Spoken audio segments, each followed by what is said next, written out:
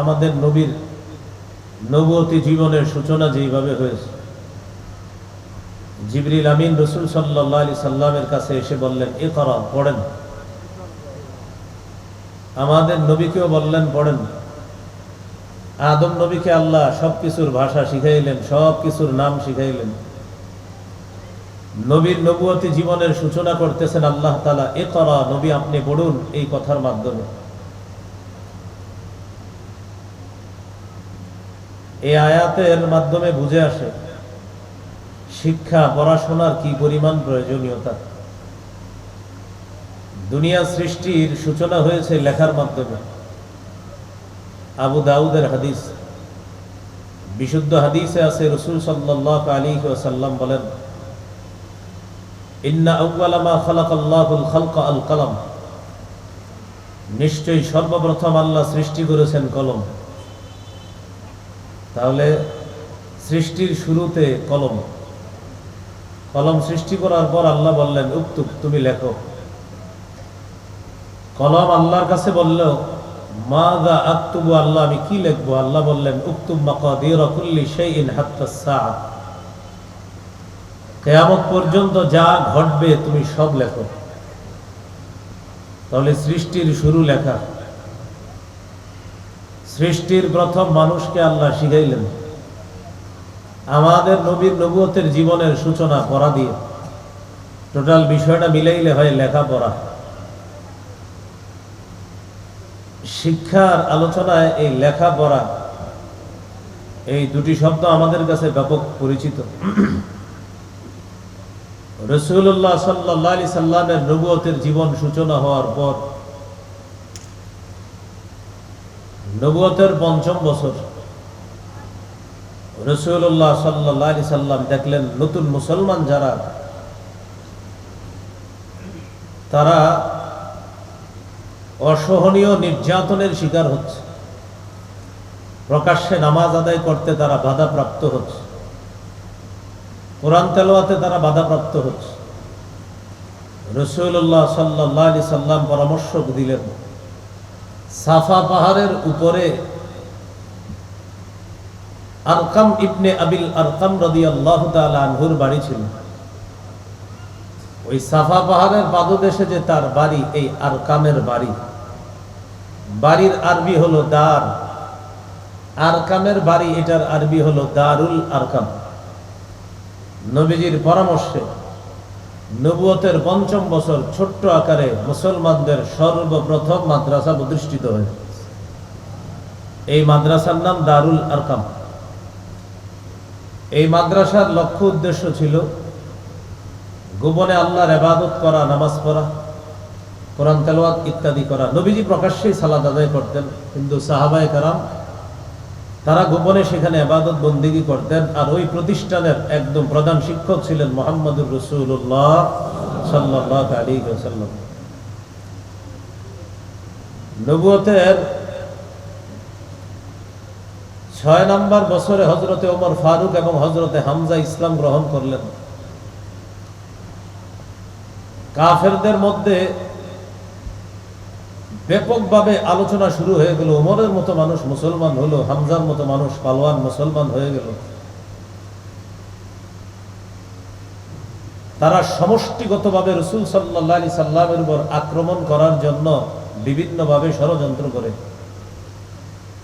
নবুয়তের ৭ম বছর তারা একটা সমষ্টিগত সিদ্ধান্তে উপনীত হলো, মুহাম্মদের সাথে যারা এবং তাকে সমর্থন দিবে যারা, তাদের সাথে আমাদের বিয়ে শাদী বাতিল, তাদের সাথে ব্যবসায়ী লেনদেন বাতিল, তাদের কাছে আমাদের কেউ খাবার পৌঁছে দিতে পারবে না। একটা মানুষ সমাজে বসবাসের জন্য যা যা প্রয়োজন, যত সহযোগিতার প্রয়োজন, মুহাম্মদের সাথে সব কিছু, এইগুলা আমরা বয়কট করলাম। এই বয়কট নামা লিখে কাবা ঘরে ওই বয়কট নামাটা ঝুলিয়ে দিছে। রাসূল সাল্লাল্লাহু আলাইহি সাল্লাম তার চাচা আবু তালেব, এই খাজা আবু তালেব আল্লাহ রসুল এবং রসুলের সাথে যারা আছে তাদেরকে নিয়ে এক জায়গায় আশ্রয় নিলেন। এটাকে বলা হয় শিয়াবে আবি তালেব। নবুয়তের ৮ম ৯ম বছর অবর্ণনীয় নির্যাতনের শিকার হয়েছিল সাহাবায়ে কেরাম। সাহাবীদের বর্ণনা, তারা খাবার খাওয়ার পর তাদের পেট থেকে যে মলমূত্র বের হইত, ছাগলের মলমূত্রগুলা যেমন মানুষের মলমূত্র এমন বের হওয়া শুরু হলো, কারণ তারা গাছের পাতা খাইত। নবুয়তের 10ম বছর কাফেরদের মধ্যে কিছু সচেতন মানুষের মাথায় আসলো, বয়কট এটা তো সুন্দর সিদ্ধান্ত না, হতে পারে তারা অন্য ধর্ম গ্রহণ করছে, কিন্তু বয়কট এটা কেমন কথা, এটা উঠিয়ে নিই। খাজা আবু তালেবের কাছে গেছে তারা, চাচা আবু তালেবের কাছে গিয়ে বলল, আমরা আপনাদের সাথে বয়কট চুক্তিটা উঠিয়ে নিতে চাই। নবীর কাছে গিয়ে বলল, নবীজি বললেন, চাচা ওদেরকে বলে দেন, ওরা যে বয়কট চুক্তিটা কাবা ঘরে ঝুলায় রাখছে, ওইটাকে ওই পোকা খেয়ে ফেলছে, বলে দেন। ওটার মধ্যে ওরা আল্লাহর নাম লেখছে শুরুতে, পরে চুক্তিগুলা লেখছে, আল্লাহর নামটা ছাড়া পুরাটা ওই পোকা খেয়ে ফেলছে। চাচা আবু তালেব এসে তাদেরকে বলল, তোমাদের চুক্তি আর নাই, এটা খেয়ে ফেলছে। কে খাইছে? পোকা। কে বলছে? আমার ভাতিজা। অসম্ভব। চাচা আবু তালেব বলল, আমি যদিও ভাতিজার ধর্ম গ্রহণ করিনি, কিন্তু আমি জানি আমার ভাতিজা কখনো মিথ্যা কথা বলে না। তোমরা গিয়ে চেক করো, আমার ভাতিজা যা বলছে সত্য কথা। নবুয়তের 10ম বছর বয়কট চুক্তি উঠায় নিল। ভালো করে বুঝবেন, মক্কা একটা মাদ্রাসা আছে, দারুল আরকাম। নবুয়তের 11তম বছর হজের মৌসুম, আল্লাহ রসুল দাওয়াতের কাজ করলেই কাফেররা পিছু নেয়। দিনের বেলা কাজ করলে দিনের বেলা পিছু নেয়, রাতের বেলা কাজ করলে রাতেও পিছু নেয়। নবুয়তের 11তম বছর হজের মৌসুমে রসুল সাল্লাল্লাহু আলাইহি ওয়াসাল্লাম একদিন রাতের অন্ধকারে আবু বকর সিদ্দিক এবং আলী রাদিয়াল্লাহু তাআলা আনহুমা, এই দুই সাহাবীকে নিয়ে একটু বের হইলেন, দেখি কোথায় যাওয়া যায় কিনা। কখন? 11তম বছর হজের সিজনে বিদেশিরা হজ করতে আসে। যাইতে যাইতে মিনা থেকে মক্কায় আসার একটা গিরিপথ আছে, গিরিপথ। গিরিপথের আরবি হলো আকবা। এই আকাবা বা গিরিপথে আল্লাহ রসুল আবু বকর আলীকে নিয়ে হাঁটতেছে। হঠাৎ মানুষের আওয়াজ আসলো নবীর কানে। আল্লাহ রসুল সামনে এগিয়ে গেলেন। সামনে এগিয়ে গিয়ে দেখলেন 6 জনের একটা কাফেলা। কয়জন? 6 জন। এই 6 জন যারা ছিল, তাদের মধ্যে একজনের নাম ছিল আসআদ ইবনে জুরারা। 6 জনের একজনের নাম আসআদ বিন জুরারা। তিনি বয়সে ছিলেন সবচেয়ে ছোট। মজার ব্যাপার, এই 6 জনের মধ্যে জাবের রাদিয়াল্লাহু তাআলা তিনিও ছিলেন। কোন সাহাবী বলেন তো? হযরতে জাবের রাদিয়াল্লাহু তাআলা তিনিও ছিলেন। এই 6 জনের মধ্যে সবচেয়ে বয়স কম ছিল আসআদ বিন জুরারা। তার নবী এই 6 জনকে জিজ্ঞাসা করলেন, আপনারা কোত্থেকে আসছেন? তারা বলল, মিন ইয়াসরিব, ইয়াসরিব থেকে। আমি আপনাদেরকে কিছু কথা বললে শুনবেন? তারা বলল, অবশ্যই শুনবো, বলেন। রাসূল সাল্লাল্লাহু আলাইহি সাল্লাম তাদেরকে ইসলামের বাণী শোনাইলেন। তারা তন্ময় হয়ে শুনতে লাগলো আর বলতে লাগলো, হ্যাঁ, মদিনার ইয়াসরিবের ইহুদিদের কাছে শুনেছিলাম শের জামানায় একজন নবী আসবে, সম্ভবত সেটাই আপনি। আচ্ছা, আপনি যে নবী, আপনি যে আমাদেরকে শোনাইলেন, এর সপক্ষে কিছু আমাদেরকে বলেন। আল্লাহ রসুল কোরআন তেলাওয়াত করে শোনাইলেন। 6 জন ওই মুহূর্তে ওই গিরিপথে মুসলমান হয়ে গেছে। নবীজি তাদেরকে বিদায় দিলেন। তাদেরকে বললেন, আগামী বছর হজের সিজনে আবার এখানে সাক্ষাৎ হবে। মন দিয়ে শুনেন, গার এদিক সেদিক করলে আলোচনা হারিয়ে ফেলবেন। তাহলে 11তম বছর 6 জনের সাথে সাক্ষাৎ ইয়াসরিবের। নবী বলে দিলেন, আগামী বছর হজের সিজনে ঠিক এখানেই আপনাদের সাথে আবার সাক্ষাৎ হবে। 6 জন চলে গেলেন ইয়াসরিব। ইয়াসরিব মানে বর্তমান মদিনা। তারা মদিনায় যাওয়ার পর মদিনায় তারাও চুপে চুপে কাজ করতে লাগলো। এই 6 জন, 6 জনের কথায় নতুন করে আরো 7 জন আগামী বছর হজের সিজনে নবীর সাথে সাক্ষাতের জন্য রাজি হয়ে গেছে। তাহলে গত বছরের 6 জন, নতুন 7 জন, 6 আর 7 কত হয়? 13 জন।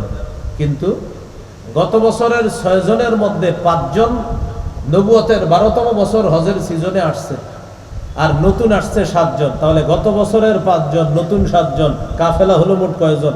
12 জন। যে একজন আসেন নাই তিনি হলেন হযরত জাবের রাদিয়াল্লাহু তাআলা। তিনি 12তম বছর আসেন নাই। তাহলে নতুন করে আসছে আরো 7 জন, গত বছরের 5 জন, 6 জনের থেকে 5 জন, এবছর নতুন 7 জন। এই 12 জন হজের সিজনে এসে আকবা বা গিরিপথে অপেক্ষা করছে রাসূল সাল্লাল্লাহু আলাইহি সাল্লামের জন্য। রাসূলুল্লাহ সাল্লাল্লাহু আলাইহি সাল্লাম রাতের অন্ধকারে আকাবা বা গিরিপথে উপস্থিত হলো তাদের সাথে সাক্ষাৎ করার জন্য। নতুন যে 7 জন আসছে তাদেরকে আল্লাহ রাসূল ইসলামের বাণী শোনাইলেন, তাদেরকে কিছু কথা বললেন। নবীজির কথা শুনে 7 জন তো আগে থেকেই প্রস্তুত, আল্লাহ রাসূলের কাছে তারা এই 7 জনও মুসলমান হয়ে গেছে। নবীজি তাদেরকে বললেন, আমার কাছে তোমরা বায়াত হও, তোমরা চুরি করবে না, তোমরা জিনা করবে না, তোমরা এক আল্লাহর একত্ববাদের স্বীকার করবা, তার সাথে শিরিক করবা না, তোমরা নিরপরাধ কাউকে হত্যা করবা না, তোমরা নিজেদের মধ্যে কারো নামে মিথ্যা কথা বানিয়ে বলবা না, আর আমার আনুগত্য করার ক্ষেত্রে তোমরা আমার নাফরমানি করবা না, আমি যা বলবো আমার কথাগুলো মেনে নিবা। এই কথাগুলো তাদের থেকে বায়াত নিলেন। এটাকে ইতিহাসে বলা হয় আকাবার প্রথম বায়াত অথবা গিরিপথের প্রথম বায়াত। যদিও অনেক ঐতিহাসিকরা বলেন ওই যে গত বছর নবুয়তের 11তম বছর যে 6 জনের সাক্ষাৎকে, এটাকে অনেক ঐতিহাসিকগণ বলেন প্রথম বায়াত, আর 12তম বছরটাকে বলেন দ্বিতীয় বায়াত। বেশিরভাগ ঐতিহাসিকের অভিমত হলো 12তম বছর নবীজি যেহেতু বায়াত শব্দ মুখ দিয়া বলছে, এই জন্য 12তম বছরেরটাই হলো প্রথম বায়াত। এটাকে বলে আকাবার প্রথম বায়াত। নবীজি তাদের এই 12 জনকে বললেন, আপনাদের থেকে আজকের মতো বিদায়, আগামী বছর হজের সিজনে আবার এখানে সাক্ষাৎ হবে। চলে গেল তারা। তারা যাওয়ার সময় বলল, আমরা যে মদিনায় যাব, আমাদের একজন শিক্ষক হলে ভালো হয়, যিনি আমাদেরকে ইসলামের বিধিবিধান শিক্ষা দিবেন। আমাদেরকে নামাজ রোজা হজ এগুলো তো আমাদের উপর এখন ফরজ বিধান, তো এগুলো আমাদেরকে যিনি শিক্ষা দিবে, ইসলামের মৌলিক বিধানগুলো আমাদেরকে যে শিক্ষা দিবে, এরকম একজন শিক্ষক দরকার। আল্লাহ রাসূল সাল্লাল্লাহু আলাইহি ওয়াসাল্লাম ইয়াসরিব বা মদিনায় যারা মুসলমান হয়েছে তাদের শিক্ষক হিসাবে নবীজির সাহাবী মুসআব ইবনে উমাইর রাদিয়াল্লাহু তাআলা আনহুকে তাদের সাথে আল্লাহ রাসূল মদিনায় পাঠিয়ে দিলেন। তাহলে বলেন তো, নতুন মুসলমানের গুরুত্বপূর্ণ বিষয় হয়ে দাঁড়িয়েছে কি? শিক্ষা। বলেন কি? শিক্ষা। তাদের শিক্ষা দীক্ষার জন্য সাহাবী মুসআব ইবনে উমাইর রাদিয়াল্লাহু তাআলা আনহুকে নবী পাঠিয়ে দিলেন। মুসআব ইবনে উমাইর রাদিয়াল্লাহু তাআলা তিনি মদিনায় গেলেন। মনে আছে 11তম বছর যে 6 জন, এই 6 জনের একজনের নাম আসআদ বিন জুরারা। মুসআব ইবনে উমাইর মদিনায় যাওয়ার পর এই আসআদ বিন জুরারার ঘরটাকে মার্কাজ বানাইছে, কেন্দ্র বানায়া এই কেন্দ্র থেকে চুপি চুপি ইসলামের কাজ চলে, নামাজ চলে, তালিমের কাজ চলে, কোরআন শিক্ষার কাজ চলে, তেলাওয়াতের কাজ চলে চুপে চুপে আসআদ বিন জুরারার ঘরে। তাহলে মক্কায় দারুল আরকাম, মদিনায় নবীজি যাওয়ার আগে আসআদ বিন জুরারার ঘর, ওই ঘরের মধ্যে শিক্ষা কেন্দ্র বানিয়ে এটার মধ্যে তালিম দাওয়াতের কাজ চলত। রাসূলুল্লাহ সাল্লাল্লাহু আলাইহি ওয়াসাল্লামের সাহাবী মুসআব ইবনে উমাইর কাজ করতেছে চুপে চুপে। পরের বছর নবীজির সাথে যে 13তম বছরে হজের সিজনে সাক্ষাৎ হবে, এই সাক্ষাতের আগেই মুসআব ইবনে উমাইর দাওয়াত দিতে দিতে দিতে দিতে প্রায় 73 জনকে রাজি করায় ফেলছে। কয়জন? 73 জন।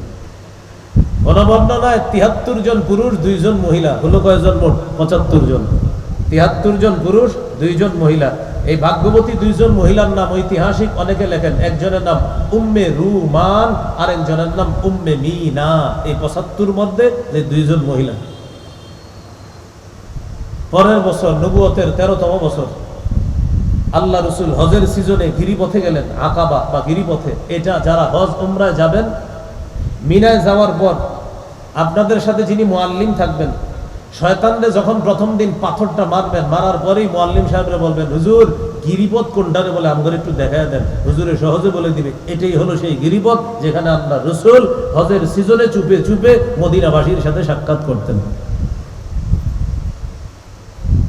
নবুয়তের 13তম বছর রাসূলুল্লাহ সাল্লাল্লাহু আলাইহি সাল্লামের সাথে তার চাচা হযরত আব্বাস, এই হযরত আব্বাস সহ ওই জায়গায় গেলেন সাক্ষাৎ করে। নবী কথা বলার আগে হযরতে আব্বাস বললেন, শুনলাম আমার ভাতিজাকে নাকি তোমরা এখান থেকে নিয়ে যেতে চাও, আমার ভাতিজাকে কি তোমরা নিরাপত্তা দিতে পারবা? অনেক কিছু বললেন হযরতে আব্বাস। বলার পর মদিনার থেকে যারা আসছে তাদের একজন বললেন, ইয়া রাসূলুল্লাহ, আপনার চাচার কথা শুনলাম, এবার আপনি বলেন। আল্লাহ রাসূল সাল্লাল্লাহু আলাইহি সাল্লাম বললেন, আমি তোমাদের সাথে যাব, অনেকগুলো শর্ত আছে। এর মধ্যে একটা শর্ত হলো, তোমাদের স্ত্রী তোমাদের সন্তানদেরকে বিভিন্ন বিপদ আপদে যেইভাবে তোমরা তাদের পাশে দাঁড়াও, আমার পাশেও তোমরা সেভাবে দাঁড়াবা। আমার যে কোনো ক্ষেত্রে তোমরা সহযোগিতায় এগিয়ে আসবা।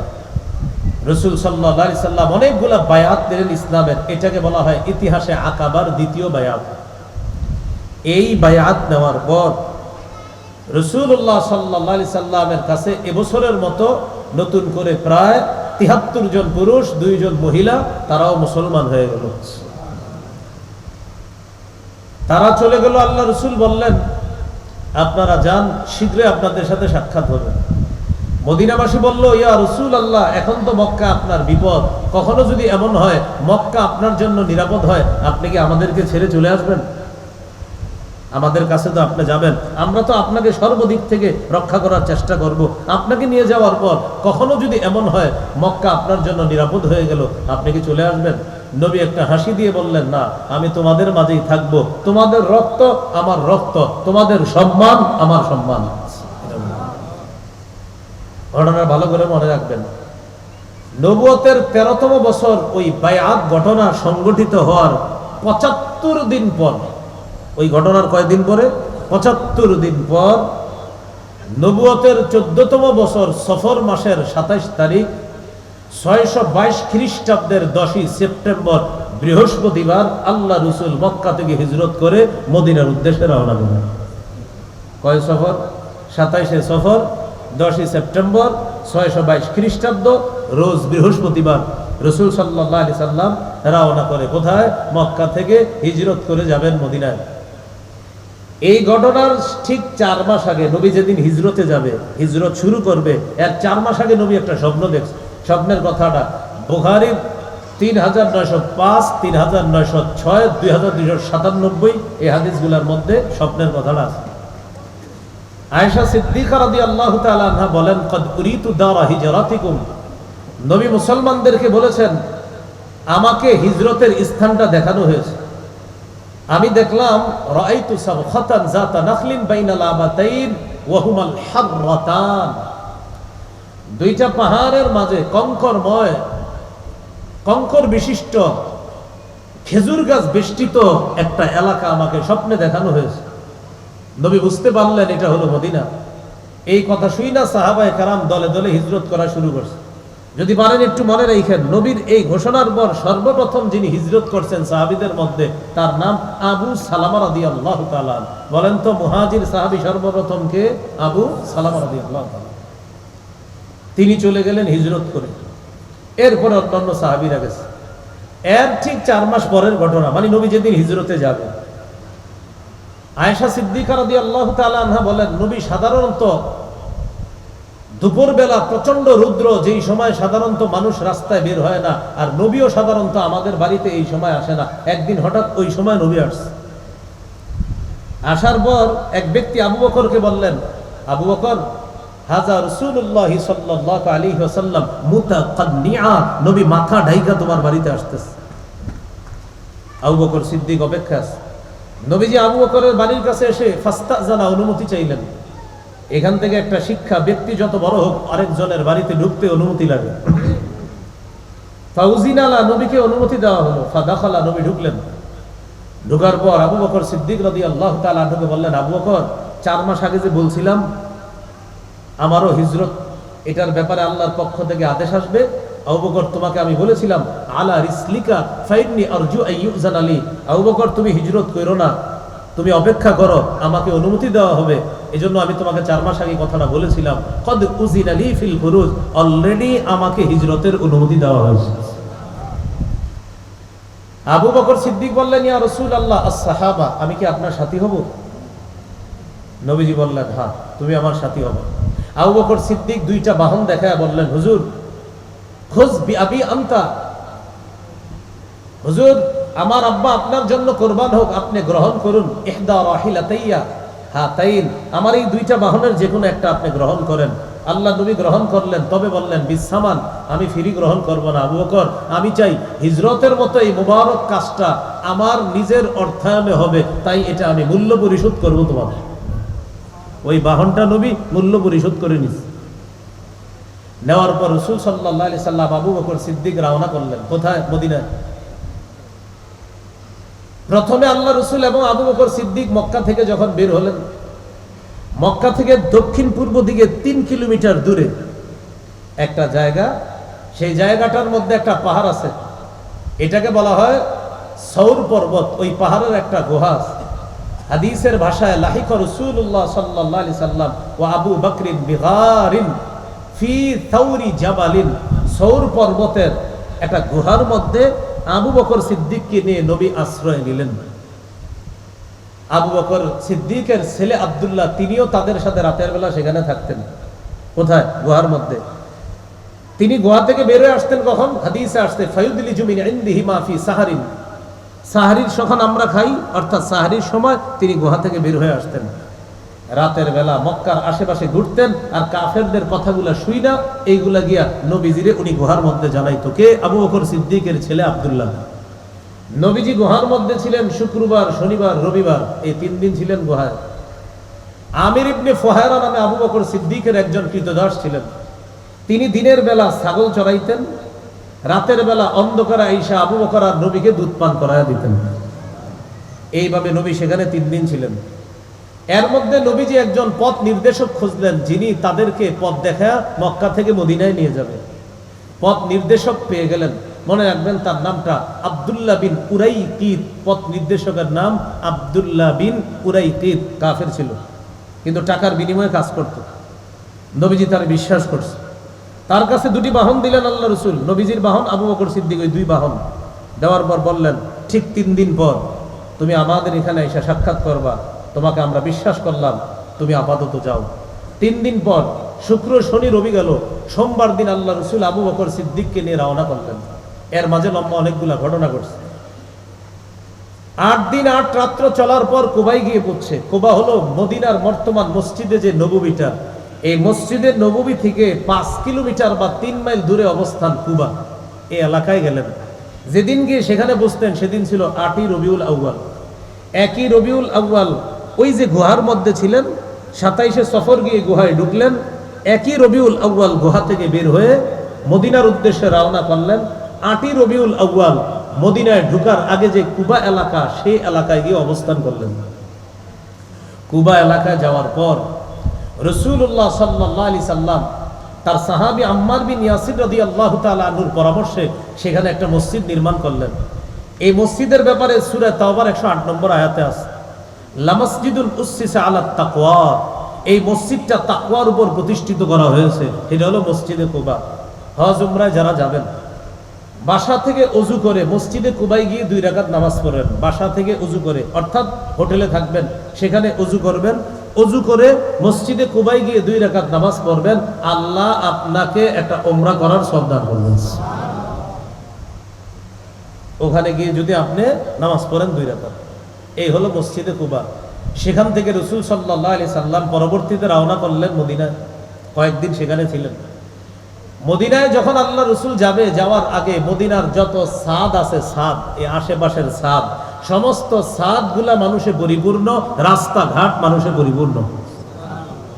নবী আবু বকর সিদ্দিককে নিয়ে বুঝলেন 12ই রবিউল আউয়াল। এখানে একটা মজার ঘটনা ঘটছে পুরা রাস্তায়। নবীর সাহাবী আবু বকর, নবীজি আর আবু বকর বাহন কয়টা? কিন্তু সফরে সাথী 4 জন। বলেন বাহন কয়টা? সাথী কয়জন?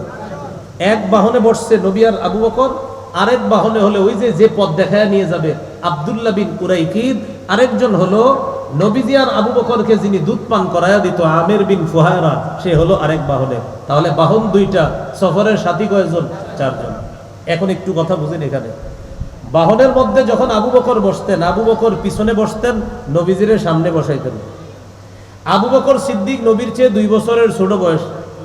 আমাদের নবী 2 বছরের বয়সে বড়, কিন্তু এরপরও আবু বকরের চেহারা শরীরে বার্ধক্যের ছাপ আসছে, কারণ তার বয়স তখন প্রায় 51, আমাদের নবীর বয়স প্রায় তখন 53-54। কিন্তু আমাদের নবীর 53-54 বছর বয়স, চেহারা শরীরের মধ্যে পূর্ণ যৌবনের ছাপ স্পষ্ট ছিল।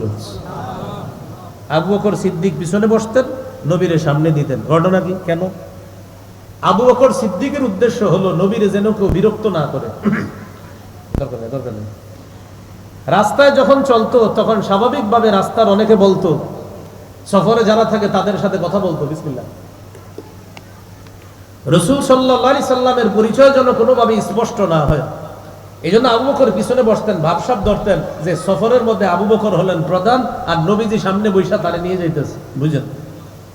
এটাকে আরবিতে বলে তাওরিয়া। কি বলে? তাওরিয়া। বাংলায় বলে কৌশল। বুখারীতে হাদিস আছে। মাঝে মাঝে যখন কেউ জিজ্ঞাসা করতো আবু বকরকে, মানে দেখতো যে আবু বকরকে একটু বয়স্ক লাগে আর নবীজি সামনে ওনার তো একটু কম বয়স লাগে, তো সাধারণত সফরে বয়স্ক লোকদের সাথে মানুষ কথা বলতেন, যেহেতু উনি অভিজ্ঞ। তো জনগণ জিজ্ঞাসা করতো, আসসালামু আলাইকুম, কোথায় যান? তো আবু বকর সিদ্দিক বলতেন, যাইতেছি ইয়াসরিবের দিকে। জিজ্ঞাসা করতো সামনে এটাকে, আবু বকর বলতেন, হাযার রাজুলু ইয়াহদিনিস সাবিল। এই হাযার রাজুলু ইয়াহদিনিস সাবিল এই আরবিটার, এটার দুইটা অর্থ। যিনি বক্তা তিনি মনে মনে রাখে একটা, আর শ্রোতা বুঝে আরেকটা।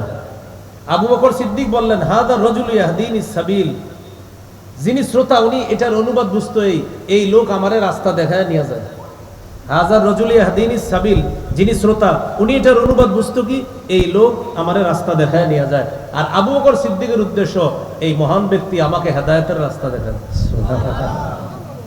এটাকে বলে তাওরিয়া। কি বলে? আচ্ছা, ওটা আরবি ব্যাকরণের কথাশাস্ত্র আছে, ওটা পড়লে সহজে বুঝে আসে। আবু বকর সিদ্দিক রাদিয়াল্লাহু তাআলা আনহু যখন জিজ্ঞাসা করতে গো বলতেন, হাযার রাজুলু, এই ব্যক্তি, ইয়াহদিনি, আমাকে হেদায়েতের রাস্তা দেখায়, as-সাবিল, সঠিক পথের রাস্তা। এটা তার উদ্দেশ্য, মানে বক্তা আবু বকরের উদ্দেশ্য। আর শ্রোতা বুঝতেন, ও আচ্ছা, উনি আপনারে পথ দেখায় নিয়ে যায়। আচ্ছা আচ্ছা, ঠিক আছে, জানতাম না। এইভাবে 8ই রবিউল আউয়াল গিয়ে কুবায় বসলেন। কয়েকদিন থাকার পর রাসূল রওনা করলেন আবু বকরকে নিয়ে মদিনায়। সেখানে যাওয়ার পর রাসূলুল্লাহ সাল্লাল্লাহু আলাইহি ওয়াসাল্লাম আর আবু বকর সিদ্দিক যেদিন পৌঁছলেন সেটাই ছিল 12ই রবিউল আউয়াল। কতই রবিউল আউয়াল? 12।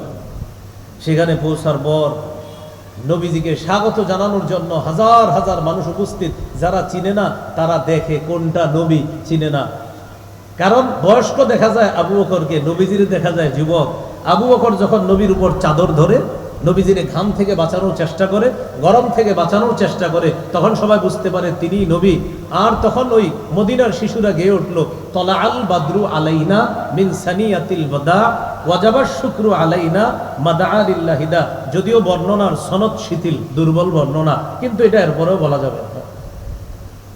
তারা এই গানটা গেয়ে উঠলো, আমাদের মাঝে পূর্ণিমার চাঁদ উদিত হয়েছে। সুবহানাল্লাহ। নবীজি সাল্লাল্লাহু আলাইহি সাল্লাম বাহন থেকে নামে না। বাহন ধরার জন্য সবাই প্রস্তুত। এবার আপনাদের পরীক্ষা। 11তম বছর 6 জনের একটা কাফেলার সাথে নবীর সাক্ষাৎ হয়েছিল মক্কায়, গিরিপথে, মনে আছে না? এই 6 জনের একজনের নাম ছিল আসআদ বিন জুরারা। এই আসআদ বিন জুরারা খুব আগ্রহ করে আছে, নবীরে যে কোনো মূল্যে আমার ঘরে উঠাবো। মনে আসেনি? মদিনার শিক্ষা কেন্দ্র এখন কোনটা? আসআদ বিন জুরারার ঘর। তো তার উদ্দেশ্য, নবীরে আমার ঘরে উঠাবো। অন্যান্য সাহাবী যারা, তারা সবাই আগ্রহ, না আমার ঘরে নিব, এরকম প্রত্যেকে আগ্রহ।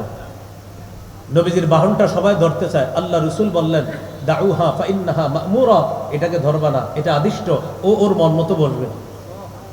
বাহন সামনে যায়, যাইতে যাইতে বর্তমান মসজিদে নববী যেখানে, এই মদিনার মসজিদটা যেখানে হবে, বাহন গিয়ে সেখানে বসে গেছে। কিন্তু মজার বিষয়, আল্লাহ নবী বাহন থেকে নামে না। এটা আরেকটা ঘটনা। নবী বাহন থেকে কেন নামে না? নবীজি যখন বাহন থেকে নামে না, বাহন বুঝতে পারছে যে নবী নামে না কেন, বাহন তো আল্লাহর হুকুমে চলে। বাহনটা আবার উঠছে, বুঝেন? উঠার পর একটু দূরে গেছে বাহন, দূরে গিয়ে আবার আগের জায়গায় এসে পড়ছে। এবার নবী নামলেন। সুবহানাল্লাহ। ঘটনা কি? আগের জায়গায় তো বাহন আবার এসে পড়ছে, নবী এখন কেন নামলেন, আগে কেন নামলেন না? একই জায়গায় তো বাহন বসছে।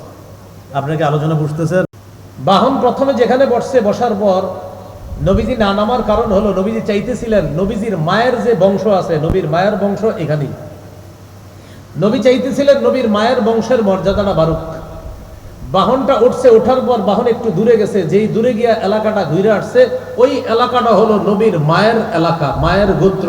এই বাহন সেখানে ঘুরে এসে আবার এখানে বসছে, তখন সবাই বুঝতে পারলো সুবহানাল্লাহ, ওই এলাকা তো অনেক দামি। নবী চাইছিলেন আমার মায়ের বংশের মর্যাদা যেন আল্লাহ বাড়ায়, এই জন্য নবী চাইলেন ওটা ঘুরে এসে এরপরে বসুক। বসছে, বসার পর নবী নামছে, নামার পর এবার সবাই আছে আমার ঘরে আসুক। নবীজির ওই বাড়ির নিকটেই এক সাহাবীর ঘর, তার নাম আবু আইয়ুব আনসারী রাদিয়াল্লাহু তাআলা। নবীজি বললেন কার ঘর সবচেয়ে নিকটে? আবু আইয়ুব আনসারী বললেন হুজুর আমার ঘরটা আপনার এই বাহন যেখানে বসছে একদম নিকটে। আবু আইয়ুব আনসারীর বাড়ি তখন দোতলা বাড়ি, কয়তলা? সুবহানাল্লাহ। নবীজিরে বললেন হুজুর আপনি থাকবেন দোতলায়, আমরা নিচতলায়। নবী বললেন না, নিচতলা আমার জন্য ভালো হবে, মানুষ দেখা সাক্ষাৎ করতে আসবে, এই নিচতলাটা আমার জন্য ভালো হবে। নবীজি বলেছিলেন হাদিসের ভাষা আসুফলা আরফাক, নিচতলাটা আমার জন্য সবচেয়ে সহনীয় হবে। এখন ঘটনা কি ঘটছে? নবী নিচতলায়, আবু আইয়ুব আনসারী তারা থাকে দোতলায়। আবু আইয়ুব আনসারী আর তার বিবি আর পরিবারের সদস্যরা কেউ দোতলার মাঝখান দিয়ে হাঁটে না, ভয়ে যে নবী যদি নিচে এই জায়গায় থাইকা থাকে তো নবীর মাথার উপরে আমরা হাঁটবো। এখন তারা শুধু এইভাবে কিনারায় কিনারায় থাকে। নবীজির এই সমস্যার কথা আবু আইয়ুব আনসারী জানাইছে, হুজুর আমরা উপরে থাকলে কিন্তু মাঝখানে চলি না, কারণ আপনি নিচে আছেন, আপনার মাথার উপরে আমরা চলবো, বিষয়টা খারাপ লাগে। তখন নবী তার আবদারে নবী দোতলায় গেলেন, তারা নিচতলায় থাকতেন। আবু আইয়ুব আনসারীর স্ত্রী নবীর জন্য খাবার রান্না করে পাঠাইতেন। আল্লাহ রসুল খাবার খাওয়ার পর তারা অপেক্ষা থাকতেন নবী যেন একটু খাবার কম খায়, শেষে যেন একটু থাকে, এরকম তারা আশা করতেন। নবীও ব্যাপারটা বুঝতেন, খাবার খাওয়ার পরেও ইচ্ছা করে কিছু রেখে দিতেন।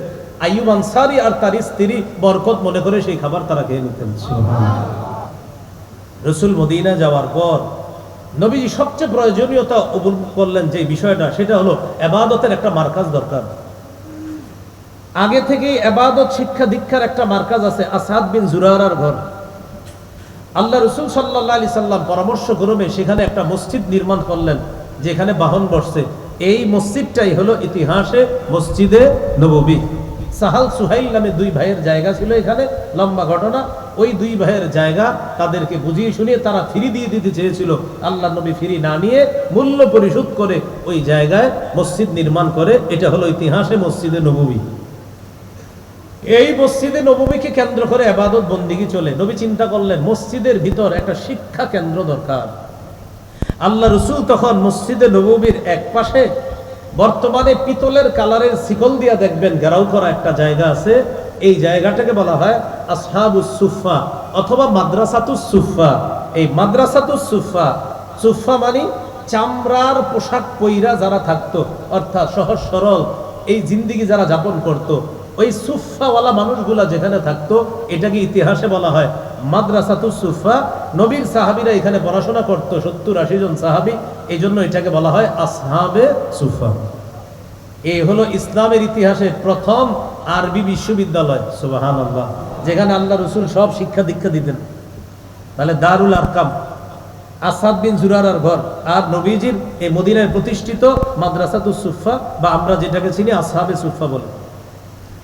নবীজির জীবদ্দশায় বিভিন্ন এলাকার মহল্লার মসজিদগুলাতে এইভাবে দিন শিক্ষার কার্যক্রম চলত।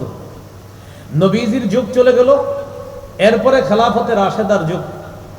খেলাফতের রাশেদার যুগে ওমর ফারুক রাদিয়াল্লাহু তাআলা শিক্ষা দীক্ষায় খুব মনোযোগ দিলেন। ওমর ফারুকের পরে হযরতে ওসমান, হযরতে ওসমান ইবনে আফফান রাদিয়াল্লাহু তাআলা আনহুর পরে হযরত আলী, হযরতে আলী রাদিয়াল্লাহু তাআলা আনহুর পরে 41 হিজরিতে খেলাফতে অধিষ্ঠিত হলেন যিনি, তার নাম হযরতে হাসান রাদিয়াল্লাহু তাআলা। 6 মাস খলিফা থাকার পর স্বেচ্ছায় তিনি খেলাফত দিয়ে দিলেন হযরত আলী রাদিয়াল্লাহু তাআলা আনহুর সাথে। যিনি চলাফেরা করতেন সম্পর্কে হযরতে হাসানের কি হবে? চাচা হবে। গিয়ে বললেন, চাচা আপনি বয়স্ক মানুষ, আপনি যোগ্যতা সম্পন্ন মানুষ, আমি মুসলমানের মাঝে রক্তপাত চাই না, আমি স্বেচ্ছায় খেলাফতের দায়িত্বভার আপনাকে দিয়ে দিলাম। আমির মুয়াবিয়া 41 হিজরি থেকে 60 হিজরি পর্যন্ত প্রায় 20 বছর খলিফা ছিলেন। এই 20 বছরে ইসলামের পতাকা প্রায় 56 লক্ষ বর্গ মাইল অঞ্চল পর্যন্ত আল্লাহ পাক রব্বুল আলামিন ছড়ায় দিয়েছে। পাকিস্তানের লাহোর, সামারা, বুখারা, সমরকান্দ, আফ্রিকার কঠিন অঞ্চলগুলা, এমনকি নৌপথে সফর করে যেখানে যেতে হয় সেই জামানার কনস্টান্টিনোপল সেখানে পর্যন্ত একটা জাহাজের মাধ্যমে মুসলিম সেনাবাহিনী পাঠানোর মাধ্যমে আমিরে মুআবিয়ার জামানায় সেই এলাকায় ইসলামের দাওয়াত পৌঁছায় দিয়েছে। আমিরে মুআবিয়ার জামানায় সবচেয়ে যে বিষয় উন্নতি সাধন করে একটা হলো প্রশাসনিক ব্যবস্থা আর একটা হলো শিক্ষা ব্যবস্থা। এই শিক্ষা ব্যবস্থা আস্তে আস্তে মসজিদ কেন্দ্রিক ছিল, এইভাবে মসজিদ কেন্দ্রিক চলতেছিল। ভালো করে বুঝেন, আমাদের নবী চলে যাওয়ার পর মদিনায় শিক্ষার কঠিন দায়িত্ব পড়ছে কয়েকজন সাহাবীর উপর।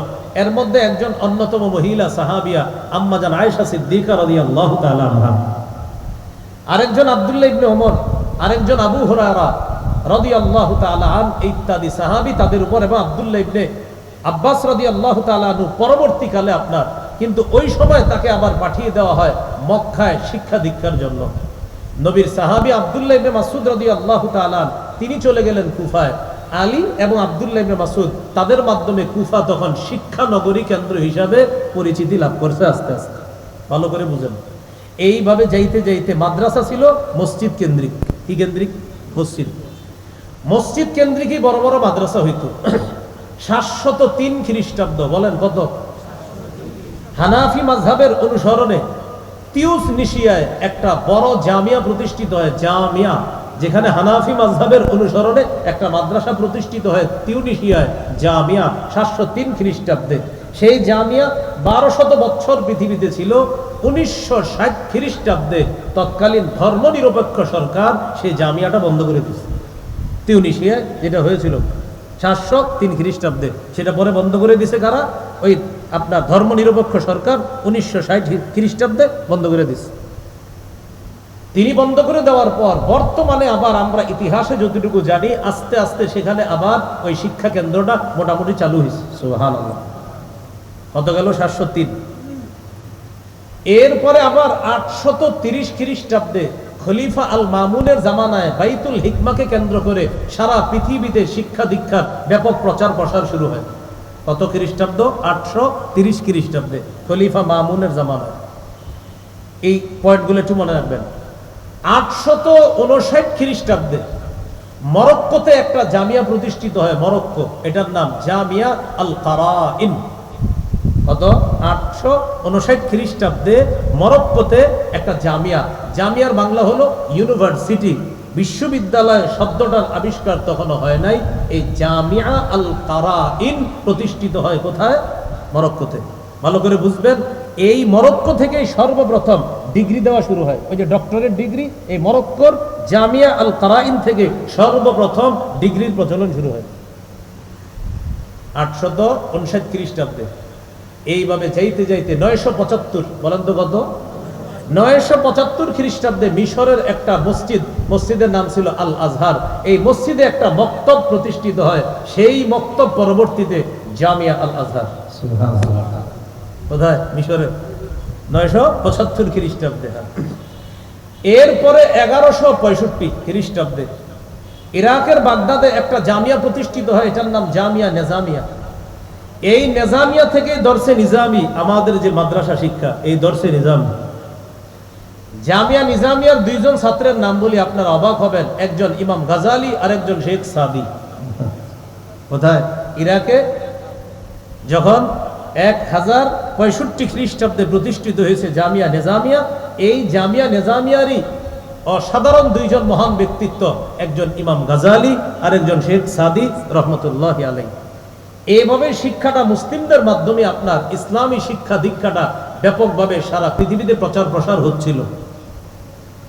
এইভাবে করতে করতে 1000 শতকের দিকে, কয় হাজার শতক বলেন তো? 1000 শতক। এই 1000 শতকের কথাটা আমি পরে বলি, এর আগে মনে রাখেন, ভারত উপমহাদেশে খেলাফতে রাশেদার যুগ থেকেই ইসলামের মোটামুটি আনাগুনা শুরু হয়েছে। ইতিহাসে পাওয়া যায় 7 জন সাহাবী, 18 জন তাবিঈ ভারত উপমহাদেশে আসছে। 7 জন সাহাবী আইসা তারা স্থায়ীভাবে বসবাস করে নাই, কিন্তু 18 জন তাবিঈ পরবর্তীতে ভারত উপমহাদেশে বসবাস শুরু করেছে। ইসলামের সুঘ্রাণ চারদিকে ছড়ায় দেওয়া শুরু করছে। 1000 শতকের দিকে সুলতান মাহমুদ গজনবী, নাম শুনছেন নি? এই সুলতান মাহমুদ গজনবীর হাতে ভারতের পাঞ্জাব বিজয় হয়, সুবহানাল্লাহ। অন্যদিকে সুলতান মোহাম্মদ ঘুরির হাতে ভারতের দিল্লি বিজয় হয়। 1000 শতকের দিকে সুলতান মাহমুদের হাতে ভারতের পাঞ্জাব বিজয় হয়, সুলতান মোহাম্মদ ঘুরির হাতে ভারতের দিল্লি বিজয় হয়। পাঞ্জাব এবং দিল্লি বিজয় হওয়ার পর পুরা ভারত উপমহাদেশে ইসলামী শিক্ষার ব্যাপকভাবে বিস্তার শুরু হয়ে যায়, সুবহানাল্লাহ। এইভাবে আপনার ইসলামী শিক্ষার ব্যাপক প্রচার প্রসার যখন শুরু হলো, 1100 শতকের মাঝামাঝি সময় আরব দেশ থেকে ভারত উপমহাদেশে এক মহান সাধকের আগমন ঘটে। তার নামটা আপনারা সবাই জানেন, খাজা মুঈনুদ্দিন চিশতি রহমতুল্লাহি আলাইহি। 1100 শতকে খাজা মুঈনুদ্দিন চিশতি আগমন করার পর তার মাধ্যমে ইসলামী শিক্ষার অভূতপূর্ব উন্নতি সাধন করে ভারত উপমহাদেশে। খাজা মুঈনুদ্দিন আসলেন 1100 শতকের মাঝামাঝি। এই খাজা মুঈনুদ্দিন চিশতি ব্যাপকভাবে ইসলামী শিক্ষার প্রচার প্রসার ঘটায়। 1100 শতকের শেষের দিকে মুসলিম সাধকদের সক্রিয় অংশগ্রহণে ইসলামী শিক্ষার ব্যাপকভাবে প্রচার প্রসার ঘটে। এবার আসেন 1200 শতকে। একটা মজার তথ্য আছে। 1200 শতকে সুলতান নাসির উদ্দিন পাকিস্তানের মুলতানে বড় একটা মাদ্রাসা প্রতিষ্ঠিত করে। কোথায় বলেন তো? পাকিস্তানের মুলতানে। পাকিস্তানের মুলতানে এদিক দিয়ে একটা মাদ্রাসা প্রতিষ্ঠিত করে, এদিক দিয়ে আমাদের বাংলাদেশের রংপুরে। কোথায় কোথায় কোথায়? বাংলাদেশের রংপুরে। বাংলাদেশের রংপুরে আল্লামা শাইখ ইখতিয়ার উদ্দিন মোহাম্মদ বিন বখতিয়ার খলজি বাংলাদেশের রংপুরে 1200 শতকের শেষের দিকে একটা মাদ্রাসা প্রতিষ্ঠিত করে। তাহলে 1200 শতকের প্রথম দিকে সুলতান নাসির উদ্দিন পাকিস্তানের মুলতানে আমাদের এই শিক্ষা ব্যবস্থার একটা শিক্ষা প্রতিষ্ঠান প্রতিষ্ঠিত করে। আর আমাদের এই বাংলাদেশের রংপুরে শেখ ইখতিয়ার উদ্দিন মোহাম্মদ বিন বখতিয়ার খলজি তিনি একটা মাদ্রাসা প্রতিষ্ঠিত করেন। এরপর 1300 শতক। এই 1300 শতকে প্রথম দিকে 1300 শতকের প্রথম দিকে আপনার ভারতের মধ্যে শিক্ষার ব্যাপক প্রচার প্রসার আরো শুরু হয়। দুইজন ব্যক্তির নাম মনে রাখবেন। একজনের নাম মোহাম্মদ তুগলক, আরেকজনের নাম ফিরোজ শাহ তুগলক। তুগলক আরেকজন মোহাম্মদ তুগলক। এই মোহাম্মদ তুগলক তার অবদানে শুধুমাত্র দিল্লিতেই 1000 মাদ্রাসা প্রতিষ্ঠিত হয়েছে। 1000 মাদ্রাসা প্রতিষ্ঠিত হয়। এরপরে আপনার 1300 শতক। 1300 শতকে মোহাম্মদ আদিল নামে একজনের আগমন ঘটে। তিনি কি করলেন? একটা যোগাযোগ ব্যবস্থা কায়েম করলেন মিশরের সাথে, সৌদি আরবের সাথে সামুদ্রিক যোগাযোগ। সমুদ্র পথে যখন তাদের সাথে যোগাযোগ রক্ষা হলো, তখন আমাদের ভারত উপমহাদেশের সন্তানেরা সমুদ্র পথে মিশর, সৌদি আরব পড়াশোনা করার জন্য যায়। সেখান থেকে পড়াশোনা করে এসে আমাদের এই ভারত উপমহাদেশে শিক্ষা দীক্ষা তারা চালায়। গুজরাটের মধ্যে তখন শিক্ষার মূল মার্কাজ হয়ে যায়, কেন্দ্র হয়ে যায়। সেখানেই আপনার শিক্ষা দীক্ষা চলতে থাকে। ইতিহাসে দুইজন মহান ব্যক্তির নাম পাবেন। একজনের নাম আলী মুত্তাকি, আরেকজন নাম মোহাম্মদ ইবনে তাহের। এই দুই শায়েখ আরবের বিশ্ববিদ্যালয়গুলো থেকে পড়াশোনা করে গুজরাটের যে মাদ্রাসা শিক্ষা ছিল সেখানে তারা দুইজন শিক্ষকতা করতেন, সেখানে ইসলামী শিক্ষার প্রচার করতেন। একজনের নাম আলী মুত্তাকি, আরেকজনের নাম মোহাম্মদ বিন তাহের। এইভাবে চলতে চলতে ঘটনা একটা ঘটে গেল মাঝখানে কি 1700 শতকের পরের দিকে মাঝামাঝিতে মুসলমান শাসক যারা, এই মুসলমান শাসকদের মাঝে দুর্নীতি ধোঁকাবাজি শুরু হয়ে গেল আপনার 1400 শতকের আগে পরে, 1700 শতকের আগে দিয়ে 1400 শতকের পরে এইদিকে সম্রাট আকবর নামে এক খবিসের আগমন ঘটে। এই সম্রাট আকবর কি করলো? দিনকে গুলায়া ফেললো। সকল ধর্মের সমষ্টিতে সে নতুন একটা ধর্ম বানাইলো, নাম দিল দ্বীন ইলাহি। কি নাম? হ্যাঁ, দ্বীন ইলাহি। তার পক্ষে কিছু সাপোর্টার দরকার ছিল। ওই জামানায় কিছু দালাল হুজুর পাওয়া গেছে তার পক্ষে। এই দালাল মৌলবীদের তার পক্ষেও দেওয়ার কারণে তার এই দ্বীন ইলাহি মোটামুটি ভাবে জনপ্রিয়তা লাভ করেছিল। কিন্তু আল্লাহ তাআলা তার এই ভ্রান্তিকে রদ করেছেন আরেক মহান ব্যক্তির মাধ্যমে। তিনি হলেন মুজাদ্দিদে আল ফিসানি রাহমাতুল্লাহি আলাইহি। কিন্তু সম্রাট আকবর যে ঘটনা ঘটাইছে, ঘটানোর পর আস্তে আস্তে মুসলিম শাসকদের অধঃপতন শুরু হলো। হতে হতে 1700 খ্রিস্টাব্দের মাঝামাঝি সময়ে আল্লাহ পাক রব্বুল আলামিন এই ভারত উপমহাদেশে তাদের উপরে গজব হিসাবে চাপায় দিল ইংরেজ ব্যবসায়ীদেরকে। ইংরেজ ব্যবসায়ীরা এখানে আসার পর তারা চুপে চুপে এখানে ব্যবসার সুতা ধরে আস্তে আস্তে এখানে তারা রাজ কায়েম করা শুরু করলো। মুসলমানদের বিরুদ্ধে তারা ষড়যন্ত্র করতে করতে এক পর্যায়ে যুদ্ধের মতো পরিস্থিতি তৈরি করলো। এইভাবে যুদ্ধ করে 1857 খ্রিস্টাব্দে মোটামুটি ভাবে ইংরেজরা তাদের অবস্থান পাকাপোক্ত করে ফেলছে এবং মোটামুটি অন্যদের শোচনীয় পরাজয় বরণ হয়। যদিও 1757 থেকেই মুসলমানদের পরাজয় শুরু হয়ে গেছে। 1857 যখন নাকি মুসলমানদের শোচনীয় অবস্থা, চারদিকে গ্রেফতারি পরোয়ানা জারি হলো অনেকের বিরুদ্ধে। যাদের বিরুদ্ধে জারি হলো তাদের অন্যতম একজনের নাম কাসেম নানুতুবি রহমতুল্লাহ আলাই, তার বিরুদ্ধেও গ্রেফতারি পরোয়ানা জারি ছিল। কাসেম নানুতুবি রহমতুল্লাহ আলাই প্রায় 2 বছর আত্মগোপনে ছিলেন। এরপরে আস্তে আস্তে গ্রেফতারি পরোয়ানা উঠায় নেয়। কাসেম নানুতুবি আবার আত্মপ্রকাশ করলেন। এইভাবে 1866 খ্রিস্টাব্দে বর্তমান দারুল উলুম দেওবন্দ যে মাদ্রাসা, এখানে ডালিম গাছের নিচে মোল্লা মাহমুদ, আরেকজনের নাম ছাত্র মাহমুদ, একজনের নাম মোল্লা মাহমুদ, আরেকজনের নাম মাহমুদুল হাসান। এই 2 মাহমুদ, উস্তাদ মাহমুদ, ছাত্র মাহমুদ, এই 2 ছাত্রের মাধ্যমে আমাদের বর্তমান কওমি মাদ্রাসার একটা ধারা ভারত উপমহাদেশে আল্লাহ তাআলা আবার সূচনা করে দিলেন। 2 মাহমুদ দিয়ে শুরু হইল। শুরু হওয়ার পর আস্তে আস্তে মোটামুটি ভাবে ছাত্র বাড়তেছে। প্রথম বছর শুরুর দিকে 21 জন ছাত্র, কয়জন? বছরের শেষে 78 জন ছাত্র। কিন্তু ছাত্র এখানে সংকুলন হয় না। তখন দারুল উলুম দেওবন্দের যে জামে মসজিদে, জামে মসজিদে ছাত্রদেরকে স্থানান্তর করে, আগে ছিল সাত্তা মসজিদে, এরপরে নিয়ে আসলো জামে মসজিদে। এখানে আনার পর কাসেম নানুতুবি রহমতুল্লাহ আলাইহি তার ইলহাম হলো এবং তৎকালীন মোতামিম সাহেব যিনি ছিলেন মাওলানা রফিউদ্দিন রহমতুল্লাহ আলাইহি, তিনিও একটা ইলহামি স্বপ্ন দেখলেন। এটার মাধ্যমে জামে মসজিদের সামনে বিশাল একটা এলাকা ব্যাপী দারুল উলুম দেওবন্দের প্রতিষ্ঠা শুরু হয়। সুবহানাল্লাহ। এই প্রতিষ্ঠার মৌলিক 4টা লক্ষ্য উদ্দেশ্য, যেটা আমাদের নবীর শুরু থেকে উদ্দেশ্য ছিল। এই 4 উদ্দেশ্যের মধ্যে একটা হলো তিলাওয়াতুল কোরআন, 2 নাম্বার তাজকিয়াতুন নফস, 3 নাম্বার তালিম, 4 নাম্বার সুন্নাহের অনুসরণ। 1 নাম্বার বিশুদ্ধ তিলাওয়াত, 2 নাম্বার তাজকিয়া, 3 নাম্বার কোরআন হাদিসের ব্যাপক তালিম, অন্যদেরকে শিক্ষা দেওয়া, 4 নাম্বার আল্লাহ রসুলের সুন্নাহের অনুসরণ, যেটা কোরআনে আছে। যে 4 উদ্দেশ্যে নবীরে আল্লাহ দুনিয়াতে পাঠাইছে। এই 4টি উদ্দেশ্য বর্তমান জামানার চরিত্র গঠন, একটা মানুষের মানবিক চরিত্র গঠনের জন্য এই 4টি বিষয় মৌলিকভাবে সামনে রাখতে হবে। কোরআনের বিশুদ্ধ তিলাওয়াত, তাজকিয়াতুন নফস, আরেকটা হলো তালিম, আরেকটা হলো ইত্তেবায়ে সুন্নাহ, সুন্নাহের অনুসরণ। এই ঘটনাগুলো বর্তমানে সবচেয়ে পুঙ্খানুপুঙ্খানু 100% যেখানে শিক্ষা দেওয়া হয়। আপনারে আমি হাতে পায়ে ধরে বলবো, সারা পৃথিবী খুঁজে খুঁজে দেখবেন এই 4টি কাজ 100% শেখানোর চেষ্টা করা হয় কওমি মাদ্রাসায়। বিশুদ্ধ কোরআন তেলাওয়াত বলেন কি কওমি মাদ্রাসায়? আজকে রাতে এই এলাকায় 3:30 4টা বাজে ঘুরবেন, দেখবেন কত মাদ্রাসার হেফজখানা ছেলেরা পড়তেছে বিশুদ্ধ তেলাওয়াত।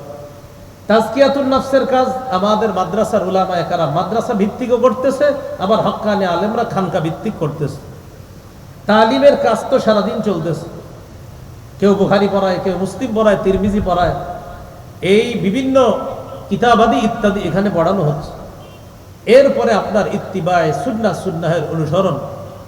আপনি বাস্তবিক অর্থে সুন্নাহের অনুসরণ সারা পৃথিবীর সব প্রতিষ্ঠানে গিয়ে আপনি খোঁজেন, কোনো সমস্যা নেই, আমি বলবো আপনি খোঁজেন। কিন্তু খোঁজার পর আপনি দেখেন কোন প্রতিষ্ঠানে সুন্নাহের শিক্ষা দেওয়া হয় আর সুন্নাহের অনুসরণের বাস্তব প্র্যাকটিক্যাল প্রশিক্ষণ দেওয়া হয় কোন প্রতিষ্ঠানগুলোতে। আপনি আমার আলোচনা শুনেও হয়তো বুঝতে পারেন, অথবা আপনি নিজে নিজে ট্রাই করে বিভিন্ন জায়গায় গিয়ে দেখতে পারেন এই কাজগুলো হয় কিনা। দেখেন আমাদের মাদ্রাসাগুলোতে প্রত্যেক সপ্তাহে আলাদাভাবেও সুন্নাহের প্রশিক্ষণের ব্যবস্থা করা হয়, শিক্ষা দীক্ষার ব্যবস্থা করা হয়। এইভাবে আপনার এই কওমি মাদ্রাসার ধারাটা যে দারুল উলুম দেওবন্দ থেকে শুরু হলো, এইভাবে আমাদের বাংলাদেশও ছড়িয়ে ছিটিয়ে মাদ্রাসা চারদিকে হয়ে গেল। এখন বলেন তো, এই মাদ্রাসার শিক্ষার শুরু আমাদের নবীর শুরুটা হয়েছিল যে কথার মাধ্যমে, ইকরা পড়েন। বলেন তো কি বলছিল আল্লাহ তাআলা? ইকরা, আপনি পড়েন। এই পড়াশোনা, বিশেষ করে কোরআনের তেলাওয়াত যেখানে বিশুদ্ধভাবে শিক্ষা দেওয়া হয়, সেটা যদি বর্তমানে আমরা খুঁজি, সেটা কওমি মাদ্রাসা। এখন আসেন, অবদানটা কি তাদের? পবিত্র কোরআন আল্লাহ দুনিয়াতে নাজিল করছেন মৌলিক অনেকগুলা কারণ আছে, এর মধ্যে মৌলিক 7টা কারণ সংক্ষেপে আমি বলি, একটু মন দিয়ে শোনেন। কারণ নাম্বার 1, তিলাওয়াতুল কোরআন। কোরআন নাজিল করছে আল্লাহ পাক রব্বুল আলামিন। 1 নম্বর কারণ ঈমান বিল কোরআন, কোরআনের উপর ঈমান আনার জন্য কোরআন নাজিল করছে। পুরো কোরআনটা বিশ্বাস করতে হবে আপনার। সূরা মুহাম্মদের শুরুতে আছে ওয়াল্লাযীনা আমানু ওয়া আমিলুস সালিহাতি ওয়া আমানু বিমা নুজ্জিলা আলা মুহাম্মদ, এবং তারা ঈমান আনে ওই জিনিসের উপর যা মুহাম্মদ সাল্লাল্লাহু আলাইহি সাল্লামের উপর নাজিল করা হয়েছে। 1 নম্বর ঈমান বিল কোরআন, পুরো কোরআন মানতে হবে, বুঝেন। 2 নম্বর তিলাওয়াতুল কোরআন, কোরআনের বিশুদ্ধ তেলাওয়াত। 3 নম্বর তাবলীগুল কোরআন, কোরআনের প্রচার প্রসার। তাহলে 1 নম্বর ঈমান আনা, 2 নম্বর কোরআনের তেলাওয়াত, 3 নম্বর তাবলীগুল কোরআন, কোরআনের প্রচার প্রসার। 4 নম্বর ইলমুল কোরআন, কোরআনের জ্ঞান জানা। আমি সিরিয়ালটা ভুল বলছি। 1 নম্বর ঈমান আনা, 2 নম্বর তেলাওয়াত করা, এই সিরিয়াল ঠিক আছে। 3 নম্বর ইলমুল কোরআন, কোরআনের ইলম জানা। 4 নম্বর আমল বিল কোরআন, কোরআন অনুযায়ী আমল করা। 5 নম্বর তাবলীগুল কোরআন, কোরআনের প্রচার প্রসার করা। 6 নম্বর শিফা বিল কোরআন, কোরআন থেকে ঔষধ গ্রহণ করা। 7 নম্বর আল হুকুম বিল কোরআন, কোরআন দিয়ে ফয়সালা করা, কোরআন দিয়ে বিচার করা। এই 7টা বিষয় দেখেন। 1 নম্বর ঈমান আনা। ঈমান আনা, পুরা কোরআনের একটা অক্ষরের উপর আপনি সন্দেহ পোষণ করতে পারবেন না। 2 নম্বর তিলাওয়াতুল কোরআন, কোরআন তেলাওয়াত করা। সত্যি করে বলবেন, কোরআনের তেলাওয়াত বর্তমান জামানায় যদি কখনো কোনোদিন কোনো এলাকায় কোরআনের তেলাওয়াত আমাদের মাঝে বন্ধ থাকলো, কোথায় চালু আছে সব সময়? বলেন, মাদ্রাসায়। বলেন কোথায়? মাদ্রাসায় সব সময় কোরআনের তেলাওয়াত চালু আছে। 3 নম্বর ইলমুল কোরআন, কোরআনের জ্ঞান জানা। কোরআন চর্চা সারাদিন হচ্ছে। এই যে আমাদের মাদ্রাসাগুলো ছাত্ররা অন্যান্য কিতাবগুলো পড়ে, এর মূল উদ্দেশ্য কোরআনের বিষয়গুলো বিস্তৃতভাবে তারা জানে। বুখারী কোরআনের ব্যাখ্যা, মুসলিম কোরআনের ব্যাখ্যা, তিরমিজি কোরআনের ব্যাখ্যা, হাদিসের সবগুলা কিতাব কোরআনের ব্যাখ্যা। 4 নম্বর আমল বিল কোরআন, কোরআন থেকে যা জানলেন আদেশগুলা মানা, নিষেধগুলা থেকে বেঁচে থাকা। 5 নম্বর তাবলীগুল কোরআন, কোরআনের প্রচার করা। এই যে আমি আজকে আপনাদের সামনে সূরা আলাকের 1 নম্বর আয়াত প্রচার করলাম, সূরা তাওবার 108 নম্বর আয়াত প্রচার করলাম, সহিহ বুখারীর 3905 906 নম্বর হাদিস প্রচার করলাম। এইভাবে কোরআনের প্রচার প্রসার করা। 6 নম্বর শিফা বিল কোরআন, কোরআন থেকে ঔষধ গ্রহণ করা। 7 নম্বর হুকুম বিল কোরআন, কোরআন দ্বারা বিচার করা, বিচার ব্যবস্থা চালু করা। এই বিষয়গুলা আমরা চেষ্টায় আছি। এর মধ্যে 7 নম্বরটা, সেটা কি? কোরআন দিয়ে যেন বিচার ব্যবস্থা চালু করা যায়, এই চেষ্টা আমরা আছি। মাদ্রাসার সব ছাত্রদেরকে শিখিয়ে দেওয়া হয় যে কোরআনের শাসন কায়েম করার জন্য প্রত্যেকের চেষ্টা অব্যাহত রাখতে হবে। বলছিলাম এই 7টা কারণ আপনি খুঁজেন, মাদ্রাসা আপনি সুন্দরভাবে পাবেন। সবগুলা কারণ সেখানে তাদেরকে সুন্দরভাবে সুচারুরূপে শিক্ষা দেওয়া হয়। এই জন্য কওমি মাদ্রাসার প্রয়োজনীয়তা, অবদান অনস্বীকার্য। যদি একটা মানুষের ব্যক্তি জীবন গঠনের মাধ্যমে, একটা পরিবার গঠনের মাধ্যমে আদর্শ সমাজ, আদর্শ সমাজের মাধ্যমে একটা আদর্শ রাষ্ট্র গঠন করতে যদি চাই, বাস্তবিক অর্থে কওমি শিক্ষার আরো ব্যাপকভাবে প্রচার প্রসার, এটা যুগেরও চাহিদা, এটা বাস্তবিক অর্থেও চাহিদা। কিভাবে বলেন তো? ব্যক্তির মাধ্যমে কি গঠন হয়? পরিবার, পরিবারের মাধ্যমে সমাজ, সমাজের মাধ্যমে রাষ্ট্র। তো আপনি নিজের গঠন করতে হলে কওমি মাদ্রাসার বিকল্প নাই। এই জন্য কওমি মাদ্রাসা ভালো করে মনে রাখবেন, এখনো নবুয়তি শিক্ষার মূল ধারাটা ধরে রাখছে কওমি মাদ্রাসা। দেখেন, আমি জেনারেল লাইনেও পড়ছি, কওমি মাদ্রাসায়ও পড়ছি, তো আমি বুঝে শুনেই বলতেছি, এখনো নবুয়তি শিক্ষার মূল ধারা ধরে রাখছে কওমি মাদ্রাসা। আল্লাহ আমাদের সকলকে কওমি মাদ্রাসার এই প্রয়োজনীয়তা, ব্যক্তি গঠন, সমাজ গঠনে মাদ্রাসার প্রয়োজনীয়তা অনুভব করে, বুঝে শুনে মাদ্রাসার যে অবদান, এক এক হাস্তি যেইভাবে জন্মে জন্ম দিয়েছে মাদ্রাসা, আল্লাহ পাক রব্বুল আলামিন প্রজন্ম থেকে প্রজন্ম এই শিক্ষা ব্যবস্থা যেন আমাদের মাধ্যমে, আমাদের প্রজন্মের মাধ্যমে এটা চালু রাখতে পারি, আল্লাহ তৌফিক দান করেন। সুবহানাল্লাহি ওয়া বিহামদিহি, সুবহানাকাল্লাহুম্মা ওয়া বিহামদিক, আশহাদু আল্লা ইলাহা ইল্লা আনতা, আস্তাগফিরুকা ওয়া আতুবু ইলাইক।